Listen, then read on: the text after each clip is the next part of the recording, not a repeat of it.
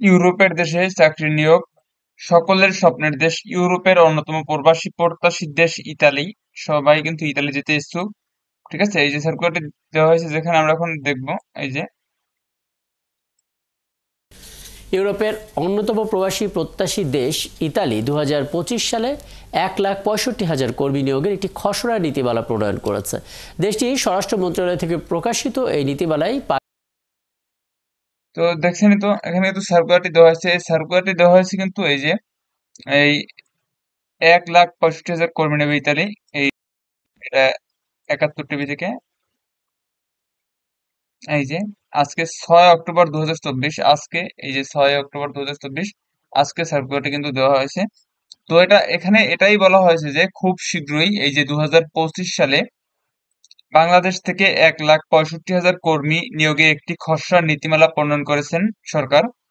নতুন সরকার আসছে, তাই এখন কিন্তু প্রত্যেক দেশের সাথে আমাদের প্রধান উপদেষ্টা ডক্টর মোহাম্মদ ইউনূস সাহেবের সাথে কিন্তু ওনার সাথে প্রতি দেশে কিন্তু উনি যাচ্ছেন, গিয়ে সবার সাথে কিন্তু মত বিনিময় করছেন। ঠিক আছে, ওনার ওনার সাথে পৃথিবীর সকল কান্ট্রির প্রধানমন্ত্রীদের সাথে কিন্তু ভালো সম্পর্ক রয়েছে।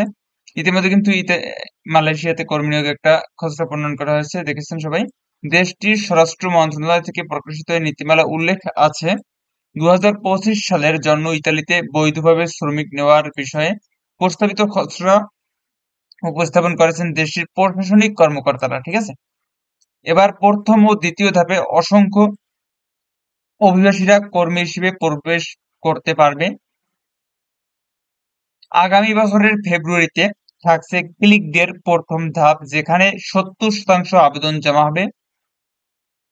দ্বিতীয় ধাপে বাক থাকবে বাকি 30%, যেমন সিজনাল, তারপর seasonal visa, non seasonal visa. এর পাশাপাশি এবার 10,000 বাড়তি কর্মী নেওয়া হবে গৃহস্থালী কোঠায়, বাসাবাড়িতে কাজে, বিশেষ করে মেয়েদের। আবেদনের তারিখ ঘোষণা হইলে জানিয়ে দেওয়া হবে আমাদের এখানেই। দেশের সকল টিসি থেকে বিনামূল্যে প্রশিক্ষণ দিয়ে বিদেশে কর্মী নেওয়া হয়। আপনার জেলার নাম কমেন্টে লিখে দিন। এখানে আরেকটা কথা হচ্ছে, অনেকেই আমাদেরকে ফোন দিয়ে জিজ্ঞাসা করেন, কমেন্টে লিখেন যে আপনারা সরকারিভাবে বিদেশ যেতে ইচ্ছুক কিন্তু আপনাদের আর্থিকভাবে সমস্যা রয়েছে। তো বাংলাদেশ সরকার কিন্তু বিদেশগামীদের জন্য, তো যাদের আর্থিকভাবে সমস্যা আছেন, যারা আর্থিকভাবে সমস্যাগ্রস্ত, আপনাদেরকে নিয়ে কিন্তু খুব শীঘ্রই আহ, বাংলাদেশ সরকার সিদ্ধান্ত নিয়েছেন যে প্রায় 10 লাখ টাকার মতো আপনি বিনা জামানতে ঋণ নিতে পারবেন। এটা নিয়ে আমরা খুব শীঘ্রই আপডেট দিব, আপনারা তখন দেখে নেবেন যে কিভাবে আপনি সরকারিভাবে ঋণ নিয়ে তাদের কাছ থেকে সরকারি সহায়তা নিয়ে বিদেশে যাবেন। ঠিক আছে, তো এখানে দেখতে পাচ্ছেন পিডিও ক্লাস গ্রহণ করতেছে বাংলাদেশে প্রতি জেলায়, প্রতি টিটিসিতে পিডিও ক্লাস গ্রহণকারীর সংখ্যা অসংখ্য। আপনারা কিন্তু ইতিমধ্যে অনেকে সরকারিভাবে টিটিসি থেকে পিডিও প্রশিক্ষণ নিয়ে বিদেশে গিয়েছেন, অনেকের সাথে কন্টাক্ট হচ্ছে, এবং যারা যাবেন তাদের জন্য শুভকামনা রইল।